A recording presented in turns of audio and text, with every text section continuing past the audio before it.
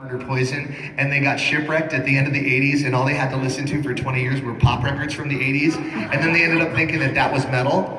And he goes, yeah. And I said, like, if they got rescued, they would think Madonna was metal and Paula Abdul and Rick Springfield and all these people were metal.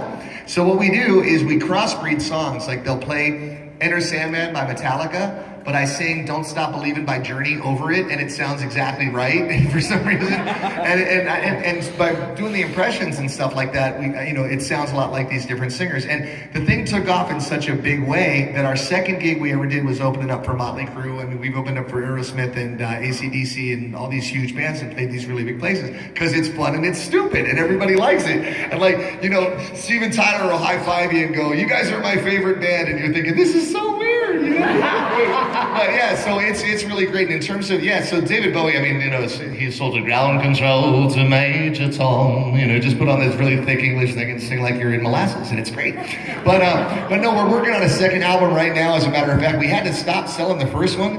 I was selling it down at my booth, actually, and you can verify this. If you don't want to buy one, I don't care, it's cool. But if you go on Amazon, they're selling for like $150 because one of the singers who I imitate on the record heard it and thought it was him. He did. He thought we sampled his voice, so he won't let us sell it online anymore. So on the next album, we're not going to do any of his songs because he's a dick. But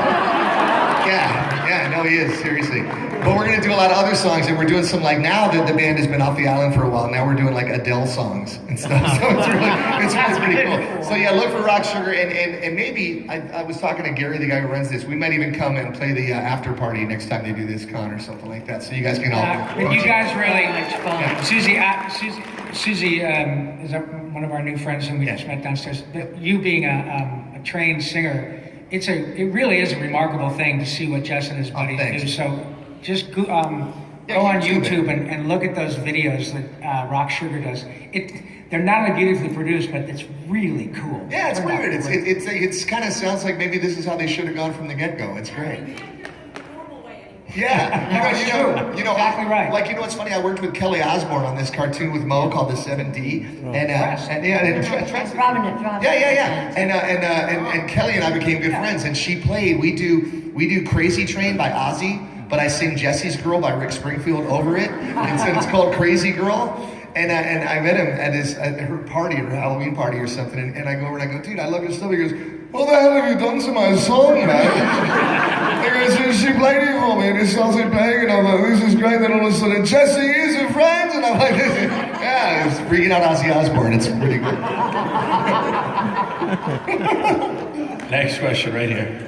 If you don't mind, I should have two quick questions. One for Tress real quick. And is that, do you prefer your ears up or down? Look at that. You guys are it all depends on the season. Did you make that for me? I did make it for you. Bring it up here, dude. Bring it up here.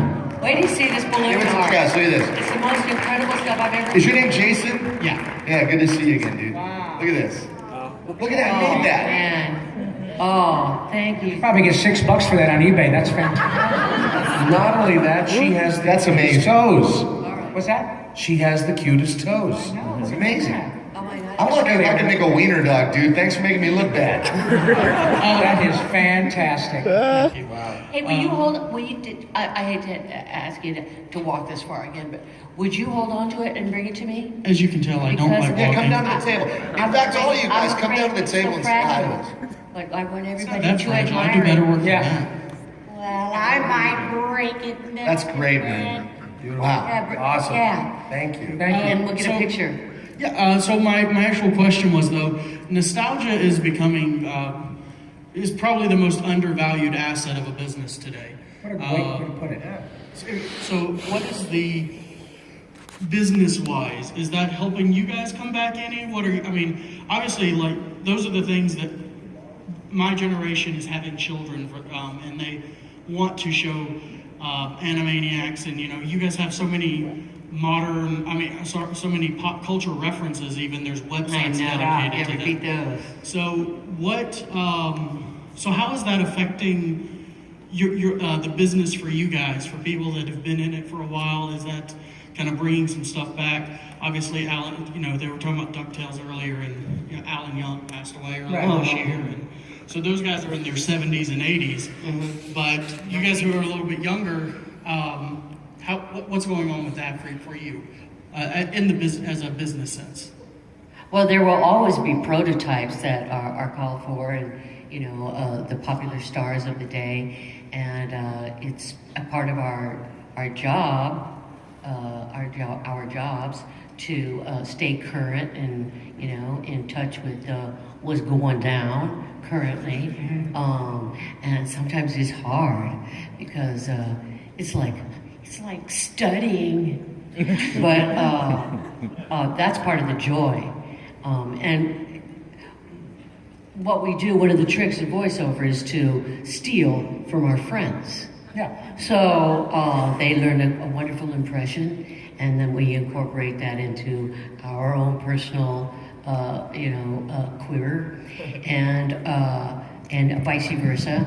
And so we can end up with a lot of fresh material and a lot of the classic stuff. I mean, Maurice knows a lot of the classic voices. I've learned a lot from people like Billy West and, of course, Frank Welker and people like that. And having grown up with the old Warner Brothers cartoons, those were always my favorites with the old movie stars. And, of course, now, the kids will look at you like the RCA dog. They don't even know what the RCA dog is. So you got to stay current. And it'll always stay fresh as long as there are new stars and new talent and new jokes. But you know what's crazy too, man? That I think one of the favorite compliments that we get from all you nice folks when we meet you out on the road like this is when you come up and say, "Hey, you were my childhood." First of all, I can't believe your parents let me in your house. So that's the first thing that I love. But I mean, that is such a beautiful thing to hear. And what's cool is you got people now from 20 years ago with Animaniacs saying, "You're my childhood," right? Well, if I'm still doing this in 20 years, people are going to go, "Oh, I watched Sophia the First. You were my childhood. I watched Doc McStuffins. You were my childhood." And it's the same for all of us. And it's like that's the beautiful thing is that the wheel keeps spinning and you keep making new stuff that new kids are growing up with. Plus, you parents are introducing your little ones to Animaniacs, and how great is that? And by the way, never say never. I'm harboring a secret hope that they'll do new Animaniacs. Wouldn't that be awesome? Because imagine them dealing with Trump. Imagine them dealing with the Kardashians. It's unbelievable what they can do. So, write your Warner Brothers affiliate and tell them you want to see new Animaniacs.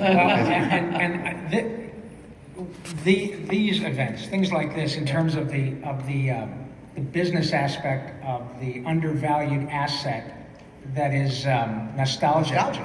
It is such a joy to come and do these events where and meet you guys. Yeah, and I mean, because what we do is it's a pretty anonymous profession. As a result of social media and the internet, of course, more and more people know who's who and all of that. They think I'm in Whitesnake. Yeah.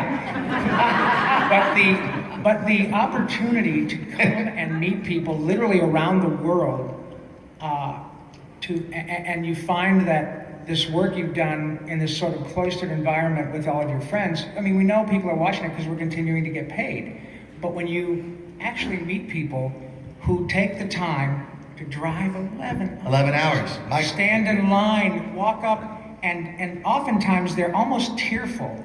And they express... Because they drove 11 hours, they're stressed. Yeah, say, what the hell was... Because they meet you and say, what an asshole I was for driving 11 hours. But honestly, it is impossible to quantify what that means to us. It really does. You go home and you're exhausted from saying thank you. Yeah. So these pop culture events that are popping up all over the place, really an ideal position because you nailed it. We are old enough to have been around for 2 generations, and people now are able to say, this is what I show my children. You made such a huge difference to me, and often a very dark part of my life, and you and your friends, brought this joy. But we're young enough to still do the voices. So when people come up and you meet somebody, and all I have to do is say, "Narf," and you do that. Yes. See how cool is that? Thank you for allowing us to do this. This is such an incredibly humbling experience every time. Indeed. Fantastic. And on that note, folks, they're going to be downstairs or around the corner signing autographs. Come over to the table, say hi, and don't forget tomorrow, Twisted Tunes. Yeah, tomorrow please come afternoon. in. Yeah, it's gonna By be the fun. way, thank you very much. The sign language, you guys are unbelievable. Look at Oh my goodness. I've been watching like a tennis match. They're not missing a beat. It's incredible. Plus, you have great hair. She got it. Good, good. Thanks a lot, you guys. Thank you very much, guys. Big round of applause for the Animaniacs.